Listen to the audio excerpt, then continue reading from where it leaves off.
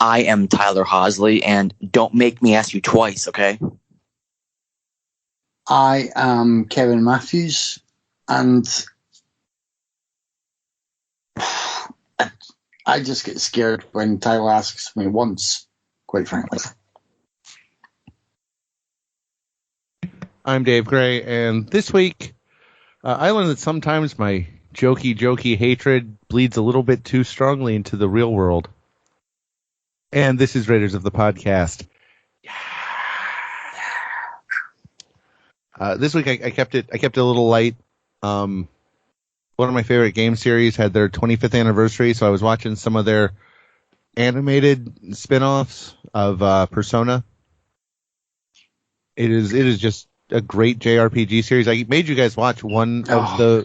Yeah, you did. The memories come back, like Persona 5 Part 2 or something, wasn't it? It was Persona 3 Part 2.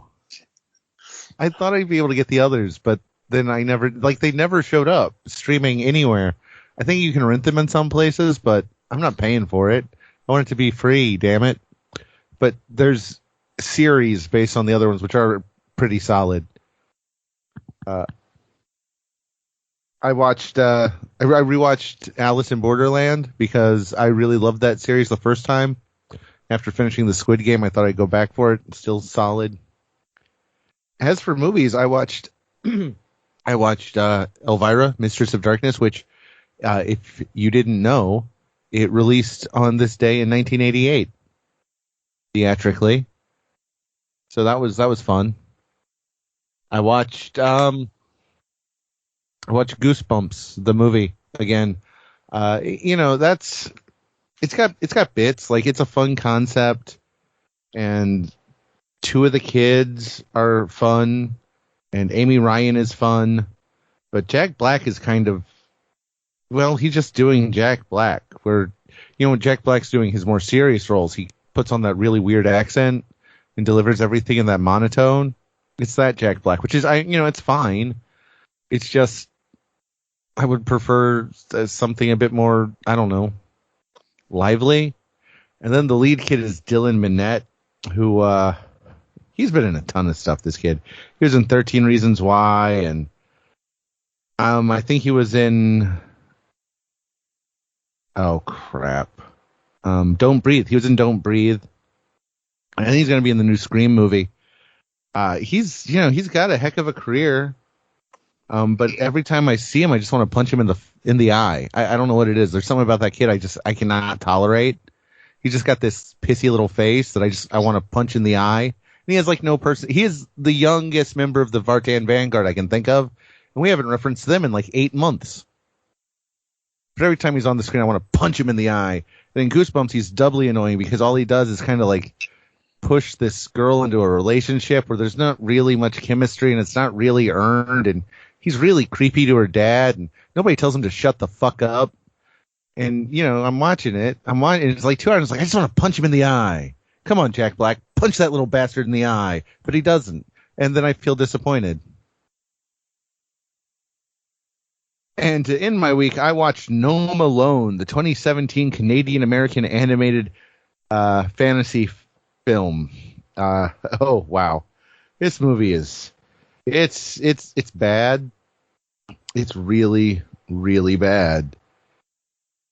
Like, I guess the animation is okay, but the story is, like, it's poorly written. None of the jokes land. The lead character is awful. I mean, it's a bad kids movie, and there's just too many bad kids movies. We should demand more quality kids movies. What the hell, Netflix? Why did you pick this up to force this on people? Why are you being a bastard like that? I don't know. Why the fuck is anybody hiring Jeff Dunham to do a kids movie? Dude's a racist piece of shit. I get it. Rednecks think he's funny. Fuck off. Oh, and speaking of Netflix cartoons, I forgot. I just remembered. I watched The Mitchells versus the Machines again, which is fantastic and wonderful, and everybody should watch it. When Lord and Miller are on, and they were just producers on that one, they really get it full blast. It's a joy. It really is. And that was me. Damn it, man. Now you've reminded me that at some point I will watch No Malone. But thankfully point- I have also experienced the Mitchells versus the Machines, so that's a good thing. I am going to start the week making Tyler a bit sad. Because, and bearing in mind, I blind bought this film on iTunes, and I finally got around to watching Monster Hunter, the 2020 film by Paul W.S. Anderson, in which he once again puts his wife, Mila Jovovich, in a lead role. It's really bad. It's like, it's just over 100 minutes, which is fine. You know, basically I'm like, oh, it's not a film that's bloated over 2 hours. You know, he's obviously needing more than 85 minutes to tell us. And then you watch film, you're like, how is this just over 100 minutes? It's a paper thin plot. And I mean, like, rice thin. Actually, you could write the plot of this on a disintegrating flake of your skin and still have room for extra notes. It's just that light. Jovovich is not good in the lead role. I really like her as Alice in the Resident Evil movies. Like, she's not the worst thing here because I generally like her, but she doesn't feel as suited to this role. Tony Jaa is here. He does a bit better because his character develops a little bit as he and Jovovich learn from one another. Ron Perlman's on screen for about 2 minutes. The creature design is quite good. I have no knowledge of the video game it's based on, so there may be like lots of little touches and things that will please fans of the game, but I can't think of much else that would impress, because there are a lot of shots that are just taking place in kind of desert wasteland, with Jovovich and Jaa just getting ready to battle one big creature or another. And Anderson should really, really just exercise some self-control in wanting a shot to stay static for about 5 seconds. Because again, it's a rarity. It's not as bad as his personal worst as Resident Evil Apocalypse. He directed that one, didn't he? No, that was he wrote it, but it was Alexander Witt who directed Apocalypse. Yeah, I'm always getting that wrong with my rage on that. Because I remember getting a headache watching that, and I actually kind of measured, timed every shot, and it was like there are very few shots in that film longer than 2 seconds. So okay, it's not like to that degree, but he is, he's bad at it. It's a very bad habit, and this is a very bad film. I didn't even enjoy it in the mindless popcorn entertainment way, which I was hoping to. It's just bad. You liked it, didn't you, Tyler? I did. I liked it a lot, actually. Like you, I don't have any knowledge of the game, but I don't know. I enjoyed it. I thought it was fun, but I'm really easy to please when it comes to Paul W.S. Anderson. Like I said, the only movie of his I haven't seen was Three Musketeers, but I've pretty much liked everything he's done so far. I've seen his Three Musketeers. I one day I'll make you guys watch it and laugh and laugh and laugh as it breaks you.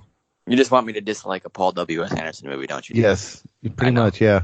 Yeah. I put it this way, I have it and I've still not watched it yet. It was one of those, I think it was it was either sold off when Blockbusters were closing for like £1, or it was one of those things that was at a counter where, if you've spent 20 quid, we'll give you this to take off our hands. It was that kind of thing. So I've had it for a while and not been brave enough to watch it. I mean, and I'm often as easily pleased as Tyler. I mean, I've liked a lot of the later Resident Evil films. I just know that one of Anderson's failings is the over editing and the over reliance on CGI. And Monster Hunter, has both to the fore without anything else in it I like enough to distract me from those things. That's that. I rewatched Rat Race for reasons best myself. It's decidedly average, considering Jerry Zucker is a director, and they've tried to assemble a cast of names who, wouldn't necessarily be the top names, but they were familiar faces from 2001, really. You'd expect us to be better. It's not. It's a really simple reworking, basically, of It's a Mad, Mad, Mad, Mad World. The highlights are John Lovitz and Kathy Najimy and their family basically stealing a car that belonged to Hitler. Pans out as you'd think. Rowan Atkinson's quite funny, but he's basically doing Mr. Bean with an accent. It's it's just even the better moments, and I include Kathy Bates as a mad squirrel selling woman. Most of the better moments are outweighed by stuff like it has Amy Smart in it, and Amy Smart has never been the main choice for any female role in a movie ever, compared to pretty much any other actress. Any of them. I don't think there's any role that Amy Smart has played that wouldn't have been better served by putting Jessica Tandy in the role. There. I said it. Okay, yeah, no, you got me. I Jessica thought Tandy in the role, but no. And then leave Amy Smart to do Driving Miss Daisy. That would probably improve Driving Miss Daisy also. I mean, I'd love to see her play senile. Like, if everything else stayed the same, and it was just Amy Smart as the old woman. I just want to see, how many times Dan Aykroyd can call her mama before he just pees himself laughing. That's me. I watched Seance very recently. It just landed on Shudder UK.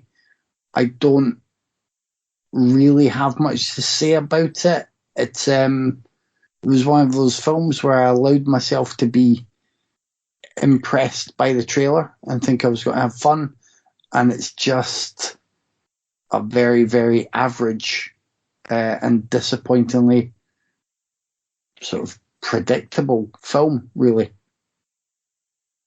Only one for me this week, guys. I did some 2003 horror homework. I popped open a 2-liter of Mountain Dew and watched Shredder, the teen slasher snowboarding flick starring Steve from Full House. And guess what? It's totally radical, bruh. Fucking gnarly. Really, though. This movie is a fucking blast. The dialogue is cheesy. The kills are cheesy. The atmosphere is cheesy. I love the early 2000s fashion. It's wonderful stuff, and I'm going to make you guys watch it in the future because it's cheesy goodness, and I think you guys will dig it if you haven't seen it. So, if you got the extra pick last week, we would have already seen it, wouldn't we? Oh yes.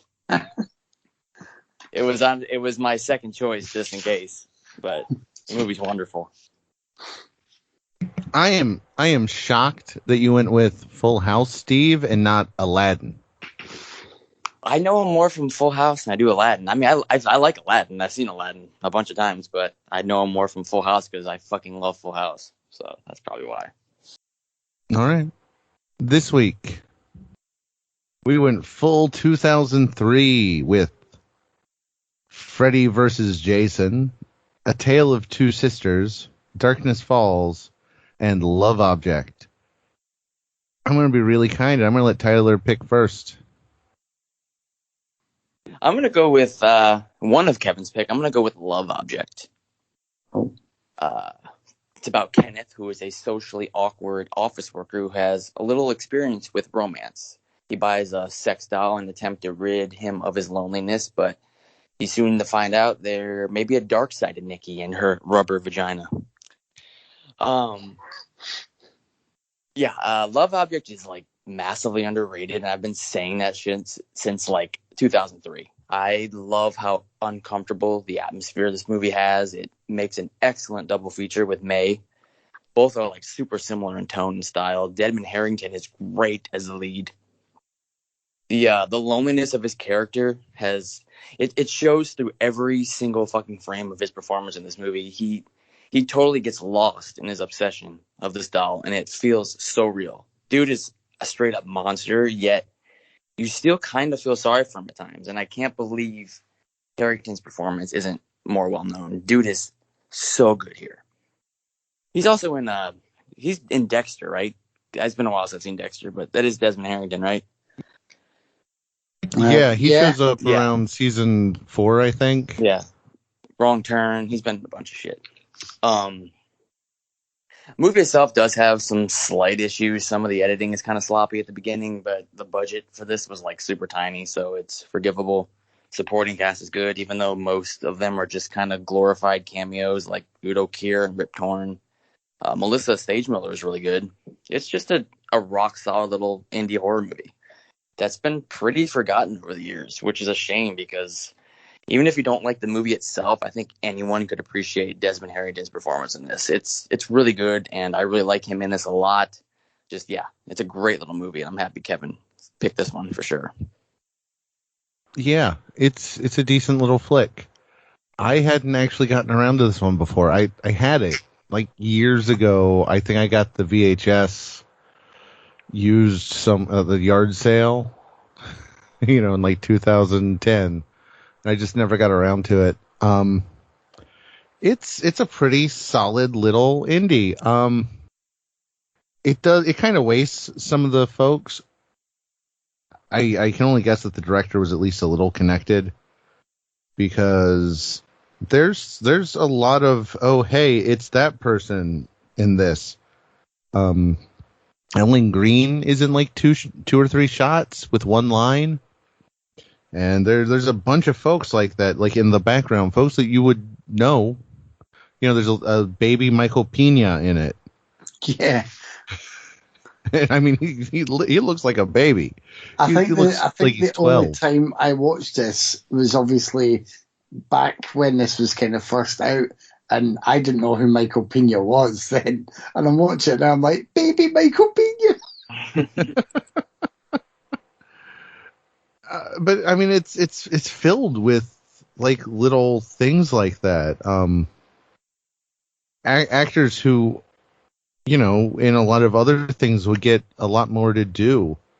The bastard cop in his apartment is Robert Bagnell, who has been in like a ton of stuff. The dude has been around, for 20 years now, and just has popped up in everything from like You Can See Me Now You See Me, and We Were Soldiers, and just a ton of shit. Dude's just been everywhere. And it's filled with a cast like that. Just, oh, hey, look, it's that person kind of movie, which I usually get a kick out of. I mean, half my notes are just, hey, it's this person who was in this movie, and I know this because I have no life outside of watching shitty movies. Yay. It does a few things. I think it could do a few things better. I think it tips its hand in, like, is it real or in his head a bit too early? I mean, of course it's in his head, but I kind of wish they'd played it, because it's from his perspective.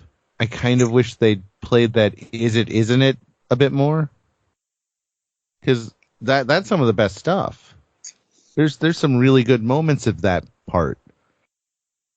They could have tightened up the third act a bit, but overall, it's a nice little indie, and it's a shame it doesn't get more attention. It's a good one. Udo Kier is really solid in his bit. Rip Torn is always a blast. It's absolutely a good one. Totally worth checking out. Someday they'll remake it under a bad other name, big budget, and they'll go, oh, James Wan's a genius for doing something nobody's ever seen before. Ugh, You know it's coming. You know it's coming. that's nauseating. But yes, it's true. That went way better than I thought. I wasn't sure how either of you would rate it. I suspected Tyler would like it. Obviously, at one point there's a guy phoning up trying to return a sex doll that he has to admit has been used once. So I knew that he would like this. But I picked this for a couple of reasons. First of all, it is very, I think, underknown and probably forgotten by a lot of people. And secondly, I think doing movies from this period, I just felt it would be remiss not to try and include Desmond Harrington. Like, there was a little hot streak he had there between, I think one of his earlier roles was The Hole. He did, I can't remember the timing, but there was Ghost Ship, this, and Wrong Turn. Yep. I can't remember if it's one or two others by the time. And so I was seeing him pop up quite a lot. And I was like, oh, he's, you know, especially Wrong Turn and Ghost Ship, it was like, oh, he's kind of the male eye candy nose, and he does fine. And then I saw Love Object, I was like, oh, he's really good in this. Like, he plays it really well. He's doing the awkward bit really well. And when there are the moments that have the sort of comedy underlining it, I think it's great. He's just playing it very straight, and it's pitched just right. So that was my other reason. I'm glad, I found that it held up well. I like that we've all praised this guy, and none of us mentioned that he was in Life is Hot in Cracktown. Oh, yeah. I thought Kevin was going to. I thought T was going to. I was taken aback when he was listing off his credits. He went to Dexter instead of that one. Like, come on. It's, as you say, the writer-director Robert Parigi must have had some connections, I guess. This is his only film. I think he does well with this. He does take a number of the familiar faces, and I agree, doesn't necessarily use them as well. I think it's a good role for Rip Torn as well as Udo Kier. I think they're both almost just perfectly used. Like, they're not overdone in terms of just, oh, look who we got for this film. And they're not wasted. So that was a good choice. I do like Melissa Sage Miller as well. I like the way the ending all works out with this. I just think it's a really good, strange little film. I can absolutely see, why this would not be one to recommend to everyone without letting them know the gist of what they're getting into. Like, if people are saying, oh, I want 31 movies to watch this month, I don't rush to every online conversation and say, oh, you need to include Love Object.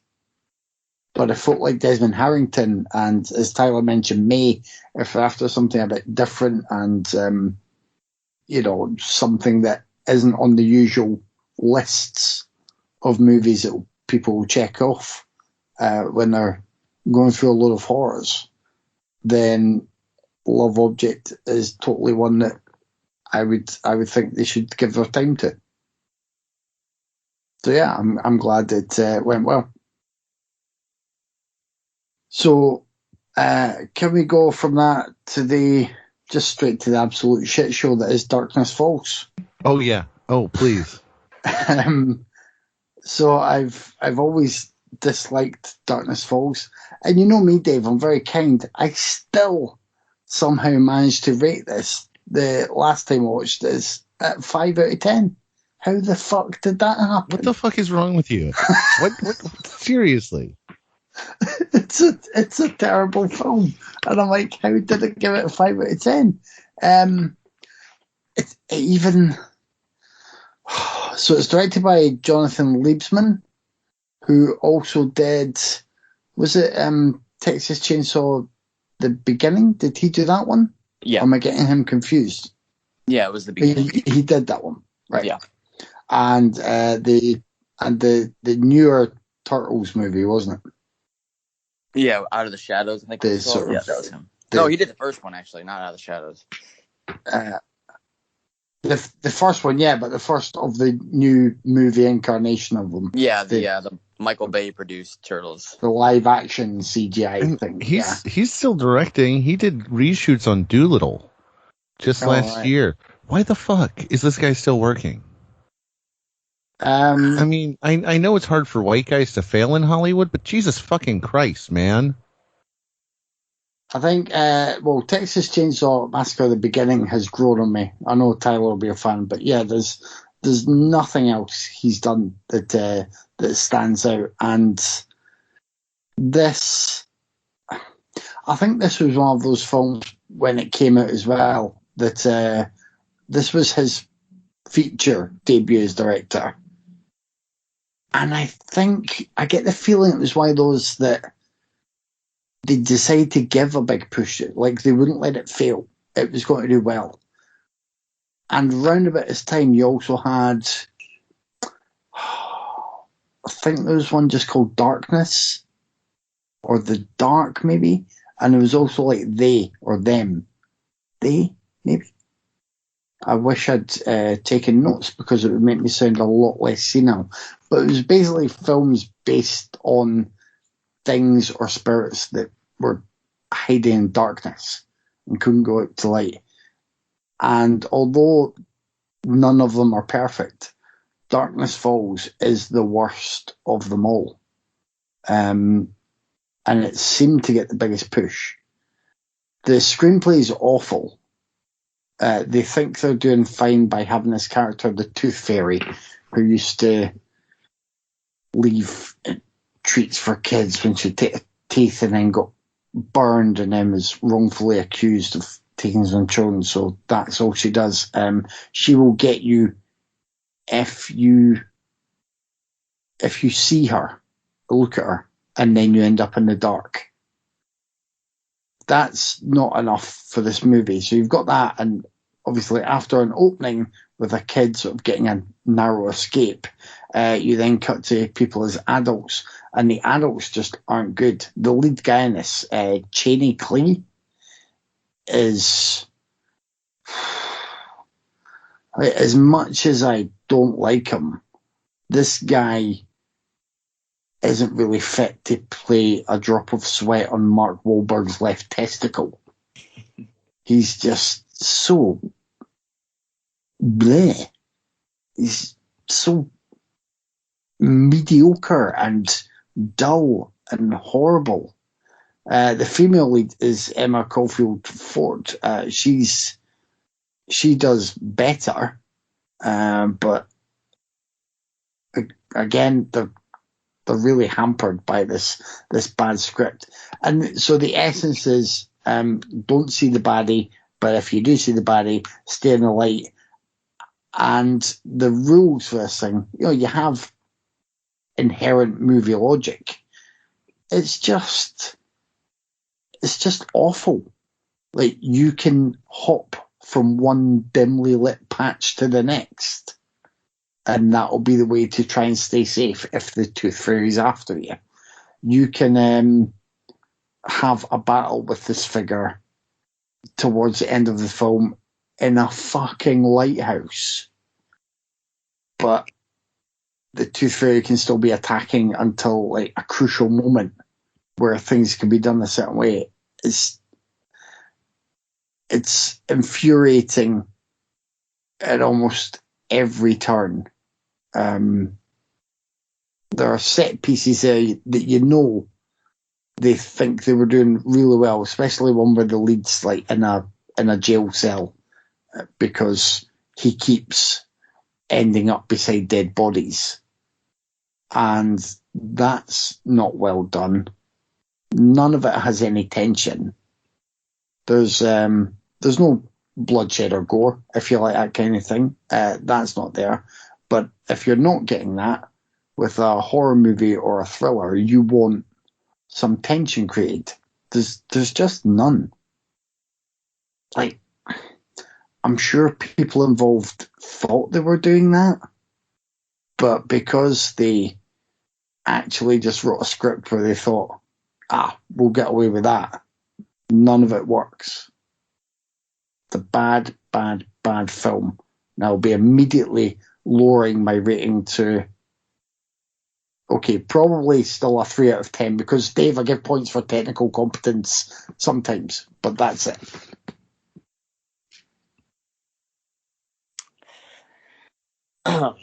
Well, I kind of like Darkness Falls.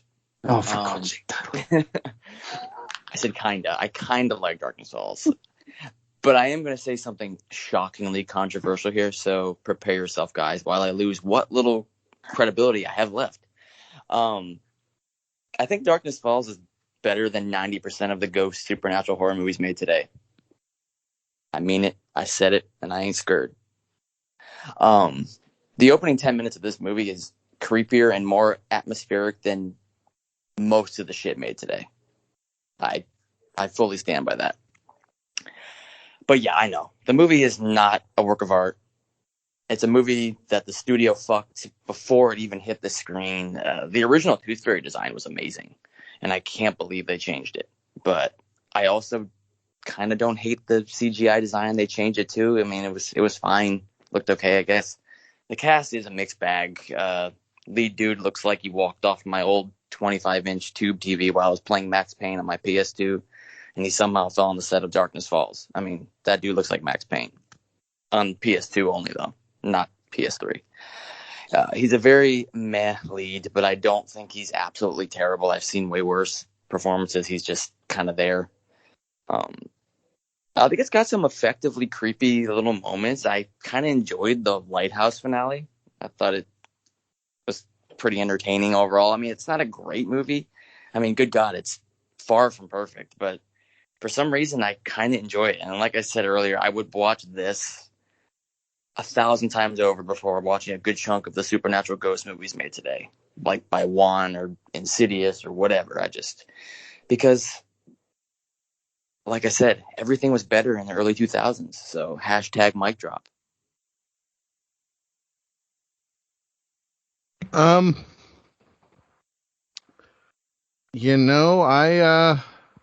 I might almost agree on the first 10 minutes. It's got some bits. It goes on a bit long, but there's little glimmers of hope in the first 10 minutes. The way it does the pan over the floor, the house rooms is pretty nice. Speaking of, I made the Malignant joke earlier, but like that, that's not bad. I mean, I don't think the idea is terrible, but in execution, this movie is just awful. I saw this in the theater, and I hated it then, and I hated it now. The lead is just, I mean, we've mocked many actors on this program, and we've conscripted many to Vartan's group of just terrible actors who won't go away. But this guy is just another level. Dude is just blank. Absolutely blank. And the problem is, it's not just him. Almost everyone else who isn't Emma Caulfield is just phoning it in so hardcore. Like I couldn't even tell you who most people were. There's no tension, there's no scares. It breaks its own rules left and right. I mean, they kill one nurse who never even sees the stupid fucking thing. The ending is bad. Came out the year before, produced by Wes Craven, and it's basically the same. It's also a terrible movie, but it's a little better than this one. It's just none of it like makes any sense.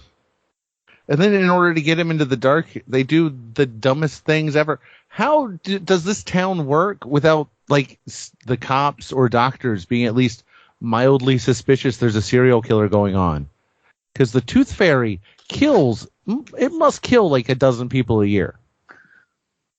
Drunk stumbling through the woods, random lighthouse keepers.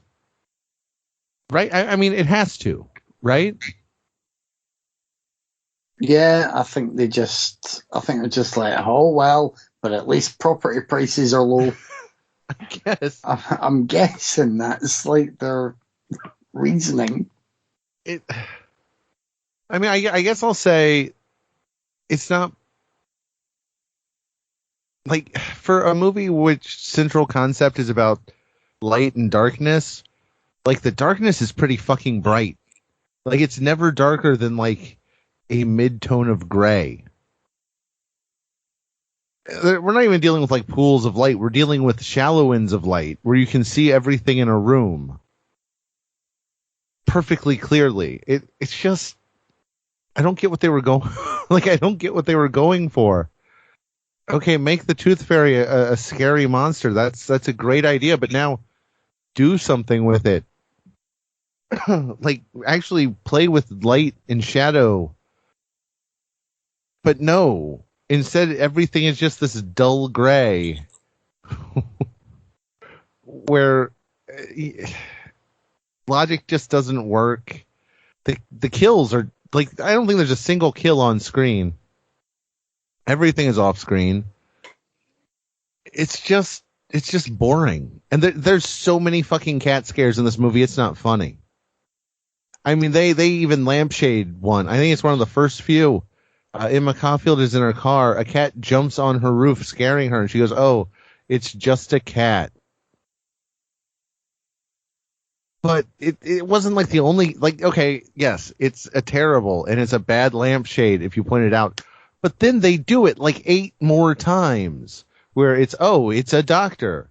Oh, it's a, I don't know, dog. Oh, it's a sparking transformer. I mean, it's lazy. And 3 people wrote this script. 3 people who still have careers. Because it's impossible for white guys to fail in Hollywood, no matter how bad they are.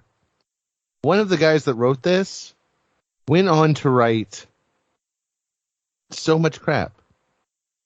One of them went on to write Die Hard with a Vengeance and Judge Dredd. The same guy wrote these 3 movies. Why the fuck was he still being allowed to write? Explain this to me. Another one kind of quit writing and went on to just producing, and produced Zodiac and the Amazing Spider-Man movies and did The Meg and Ready or Not. So, I mean, at least he learned. He moved to an area he's better at. But, dude, just stop. If this is what... Oh, shit, he wrote the new Scream. And the new Beast Wars Transformer movie. Well, there's no hope for those now. Thanks, guy. Thank you so very, very much. You know what? I don't know what the third one wrote, so I'm just going to look it up just for giggles. Third one, oh, well, okay, he only wrote this movie, and besides that, he's written X-Files comics. At least somebody failed in Hollywood. Just one white guy. One white guy failed in Hollywood. Nice. And now he writes comics. Which I'm not, downing anybody that writes comics. That's cool. It's a noble profession. He wrote the Alice Cooper comic in 2014. Huh. So yeah, this is why I shouldn't look into stuff while we're recording. I get totally sidetracked. He mostly wrote bad Batman comics, though, from like 2009. So he didn't improve much. Yeah, it's a bad movie. I knew it was a bad movie when I picked it. I just thought maybe it'd be fun to revisit because, I figured we'd mostly go for Well, I figured Tyler would go for Freddy vs. Jason, but then I figured you and Craig would go for lower budget, more interesting movies from the time. So I decided to go as low as I could, and I regret it now, and I'm sorry, guys. I am sorry. I'll make it up to you next week, maybe. Speaking of, I'm going to go with Freddy vs. Jason. Directed by Ronnie Yu, written by Damian Shannon and Mark Swift. It's a crossover between Nightmare on Elm Street and Friday the 13th franchises, and retroactively establishes them in a shared universe as it pits Freddy Krueger and Jason Voorhees against each other and the residents of Springwood.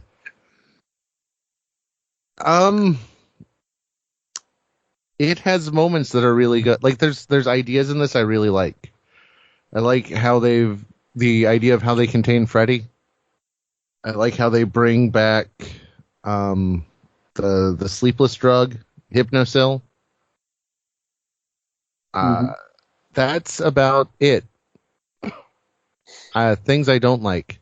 I don't like the look of this movie. It is one of the most generically boring films I've ever seen, visually.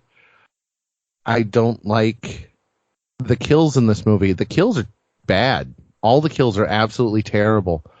The Freddy... Okay, I'm trying to think of what to call it. The Fredapillar is one of the most... Not only is it a bad fucking idea, it is one of the ugliest CG things ever created. And it's on screen for like 5 fucking minutes. Like, this would be forgivable if it was like, oh, hey, look, there's this terrifying Freddy monster caterpillar thing. But no, it keeps going, and it smokes a hookah, and it's bad. But at least that leads to, like, the best kill in the movie. And the possession. But every other kill is bad. Like, half the cast dies by being flung into a wall, which just happens to impale them on some random object.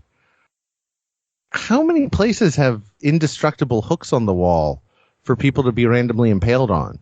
Because it happens like 4 times in this movie. Jason and Freddy's fight it's not fun. It's really fucking boring, if I'm being honest. They took the 2 most popular slashers and they should have had this fun fight that really utilized what both of them can do, but it doesn't. Instead, it's just a slap fight. It's bad. Monica Keena seems like a very sweet human being when I see her interviewed, but as an actress, she is bad. Jason Ritter seems like a perfectly fine human being, and he did a voice in Gravity Falls, so he'll always be a favorite of mine. But in this, he is way miscast. Lachlan Monroe is okay in his little bit. Zach Ward is always fun to pop up in a cameo. Catherine Isabel is wasted. The only 2 lead characters that are any good are kind of poorly used until the last act, and then they're both written off instantly because we got to focus on the really bad Freddy versus Jason fight and really bad Monica Keena. I know these are not best known for good acting, but this is some of the worst line deliveries in a third act from any Final Girl. It's just bad, and it's not fun. I'm more harsh on this than I am Darkness Falls, because Darkness Falls is cheap and incompetent. This is not cheap, and it's made by somebody who should have been able to turn in a better film. Granted, a lot of it was probably studio interference, but this delivered thing is not fun. The comic book follow-ups, Freddy vs. Jason vs. Ash, if you can find them online in various bootleg capacities, wink wink, are a blast that work both Freddy and Jason better than this film ever does, and that's the problem. This just coasts on name recognition instead of doing anything fun or interesting with the ideas. Yeah, I'm not a fan of this one. This might actually be my least favorite in both series. And that includes the remakes. No, that's not true. Robert Englund will always put it above those two remakes, but not much. Not much at all. I really like Freddy versus Jason. I think it's awesome. I went to see it at the cinema. The most annoying thing about it was the guy, the row in front, who would throw up the devil horns and start rocking his head every time a new metal song came on, which was quite often. So there was that. But I had a blast with it. I think it's a blast. I think with this, what is worth bearing in mind as well, to a degree, is the fact that this had been rumoured and discussed for, I think it was well over a decade, probably at this point. There are some other... At least since Jason Goes to Hell. There's a really interesting featurette on the disc. I've got the Blu-ray now, but it was on the DVD as well, about the kind of incarnations of the screenplay. Because now I might get the details slightly wrong, but I think one idea was like Freddy was also a counsellor who'd abused Jason as a child. There were so many different slight tangents they were going on, and there was some interesting ideas. So I think over time, all these things have been pulled together for this. That's eventually credited to Damien Shannon and Mark Swift for the script.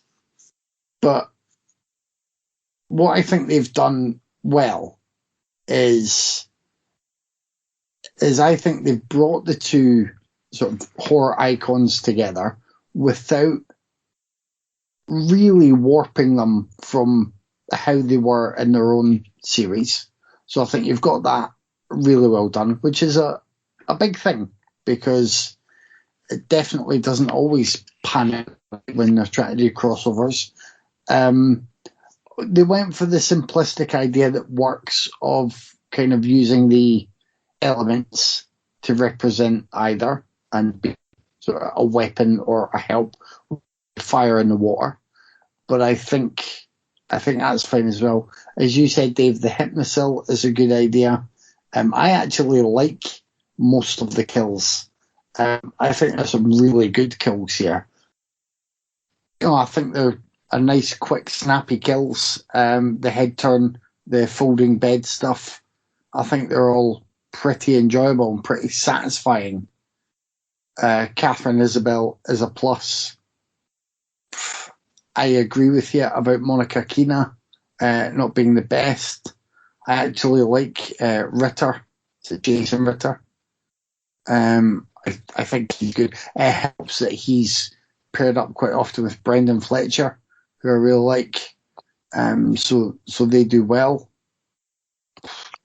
England's awesome. Ken Kersinger's a great Jason. I was really satisfied when they finally did get the two of them in the same space to fight. And even more satisfied, really, when Freddy's actually pulled out of the real world and makes a kind of oh shit face. I think it's a lot of fun. It turns into a kind of wrestling bout. That's what it is. It's on par with when they used to, have the likes of Freddy or Jason on your daytime chat shows. It's in line with that.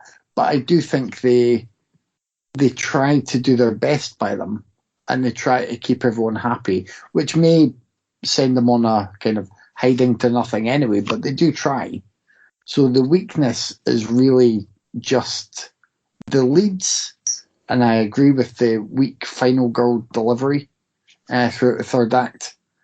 And I guess the script, could be better in places, certainly with the basic characters in the first half as well, like obnoxious drunk guy and his mate are two that don't hold up too well.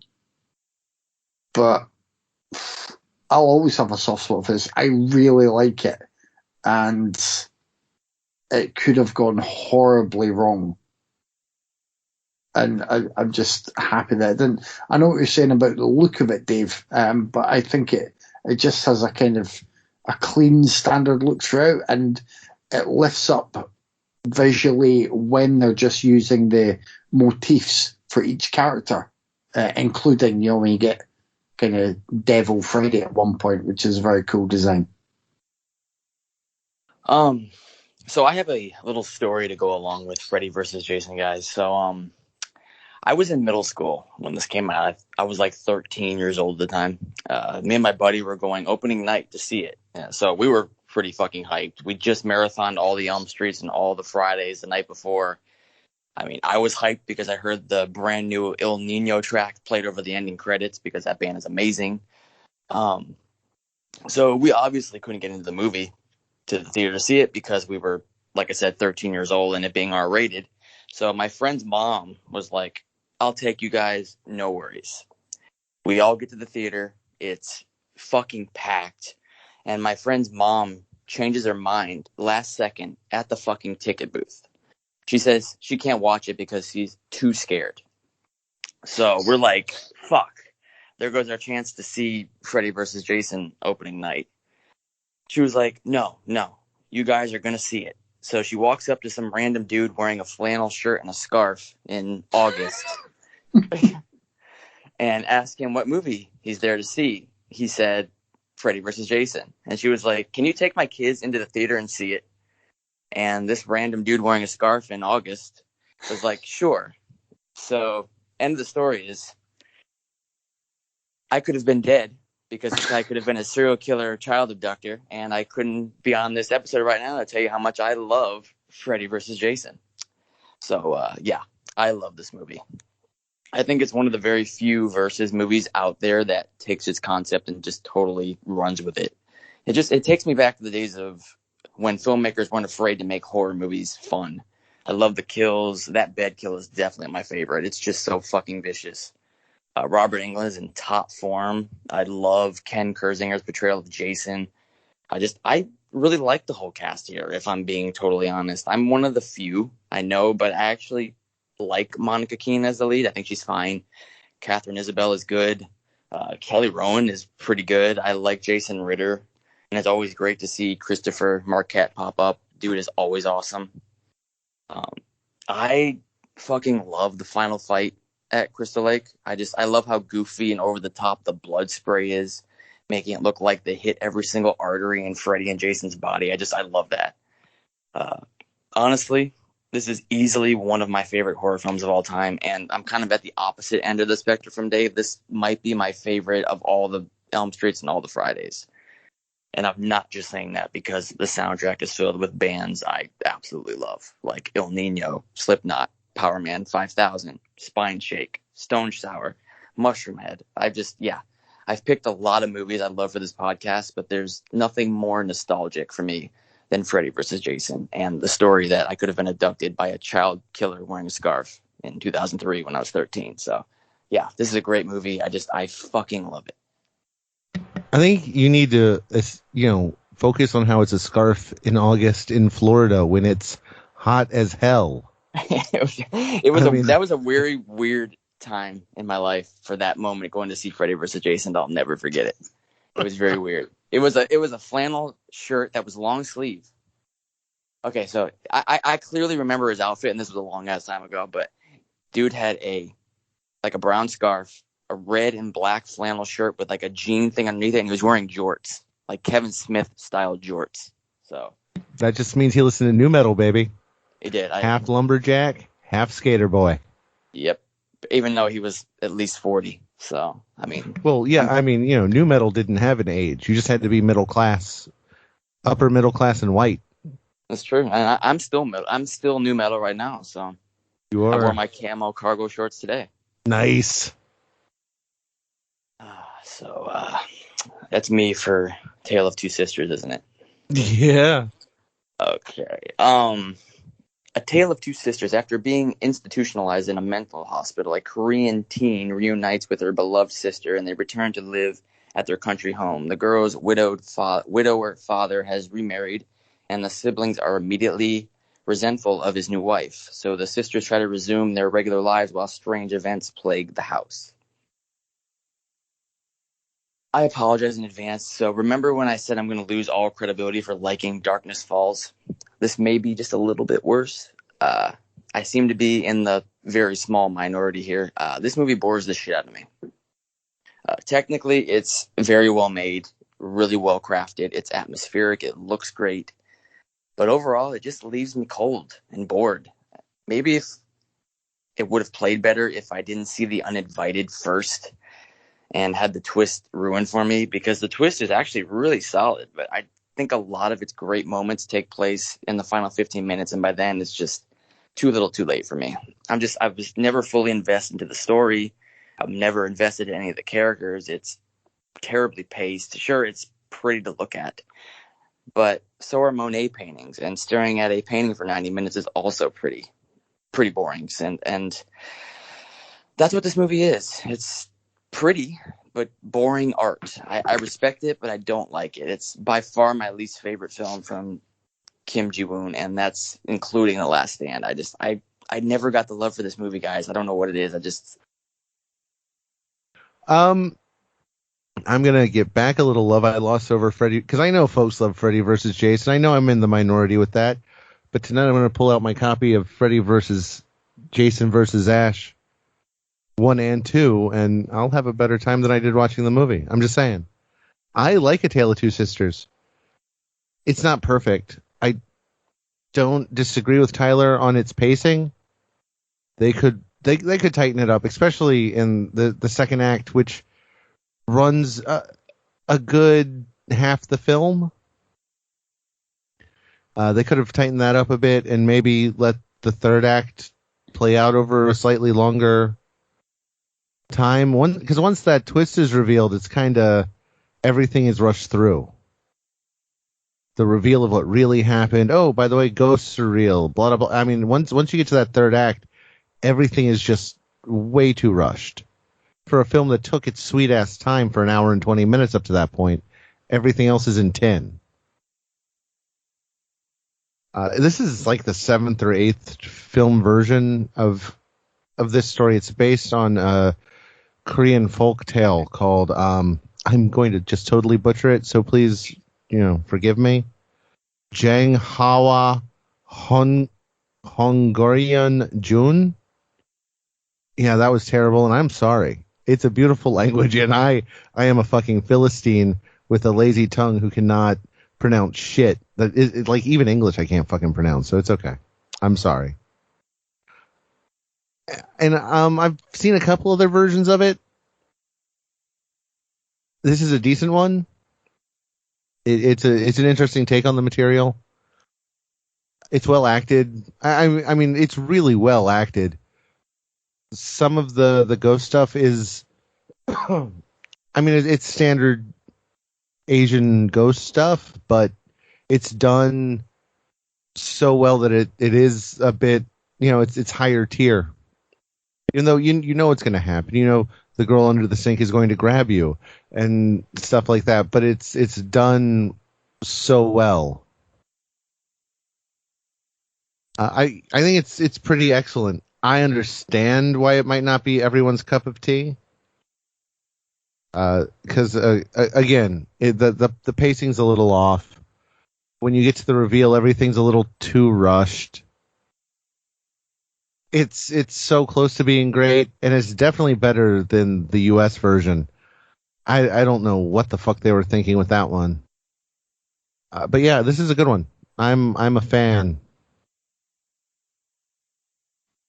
I really like A Tale of Two Sisters. I don't think that will surprise anyone. It's why I picked it.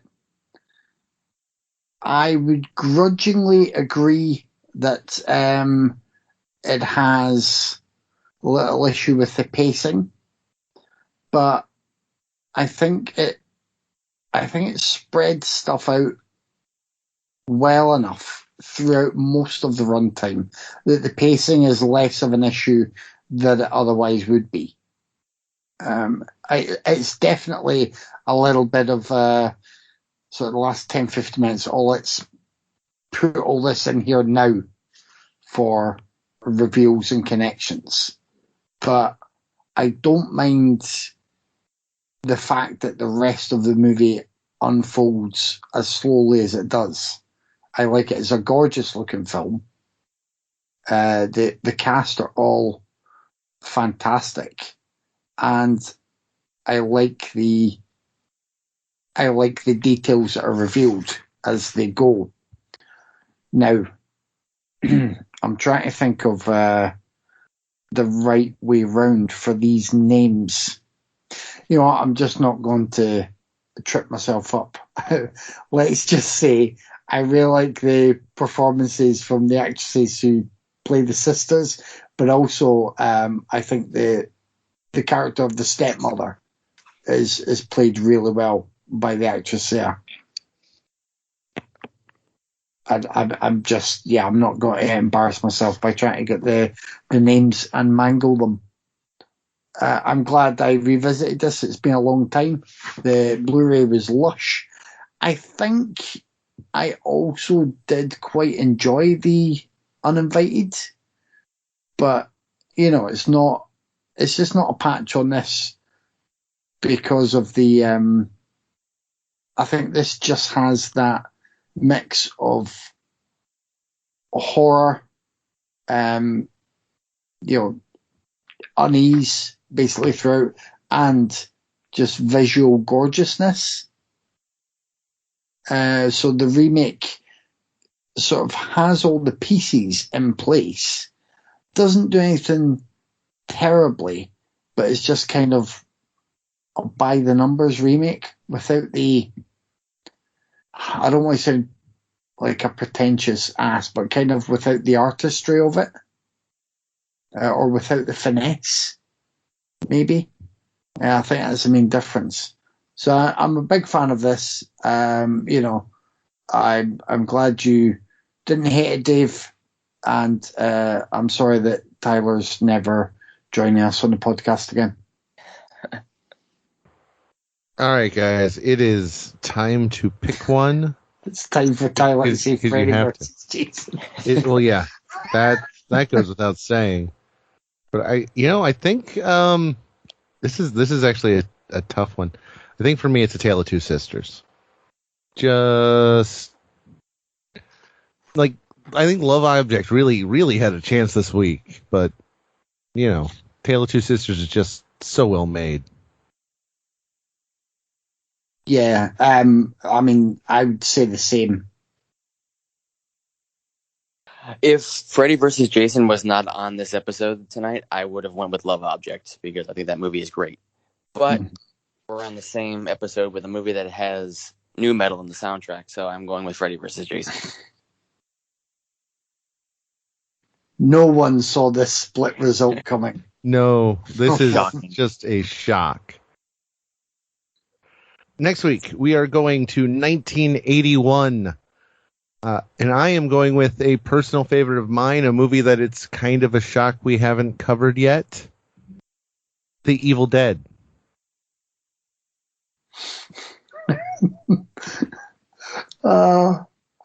Just hearing Kyler try to muffle his tears. I know. Well, I figure after Freddy vs. Jason, it's my turn to gush while Tyler talks shit. Well, you might be a little surprised with the first Evil Dead. I'll just say that. I'll tell you, this is straight up because we watched Freddy vs. Jason. Like it's been coming. Someday all of them will. But I just thought about how great for the third time this evening, Freddy vs. Jason vs. Ash is. So, I needed to get me some Evil Dead. I am going with the third film in a series, and I'm not making any of us watch the other two. But it's Omen 3, The Final Conflict. Nice. Some more Sam Neill. Sam Neill. Yeah. Yeah. And I can't remember what October I picked it for, but it was either 2018 or 2019. But I picked Cannibal Holocaust, which is another favorite of mine. So I am going with its somewhat kind of counterpart, and I'm going with Cannibal Ferox. Okay. Ugh. Damn it, Tyler. We will have a fourth film, but we'll put it up on our Instagram and our Twitter because, originally Craig was supposed to join us, but something came up, so he wasn't able to. And you know the rule. If he's not here, he doesn't get a pick, or else Kevin cries. Yep. So our special mystery picker will let us know what they've chosen, and we'll let you know as soon as we get it. As always, you can reach us on our Instagram, our Facebook, our Blogspot, our Twitter. If you really need to get a hold of us, you can email us at raidersofthepodcast@gmail.com. And basically any horrible suggestion that comes to your beautiful little minds, we will do. Because we are just that desperate for your approval. Please be sure to follow us, like, subscribe, comment, rate us on the podcasting platform of your choice. As always, thanks for listening. Thanks for joining me, guys. I'll talk to you next week. See ya. See ya.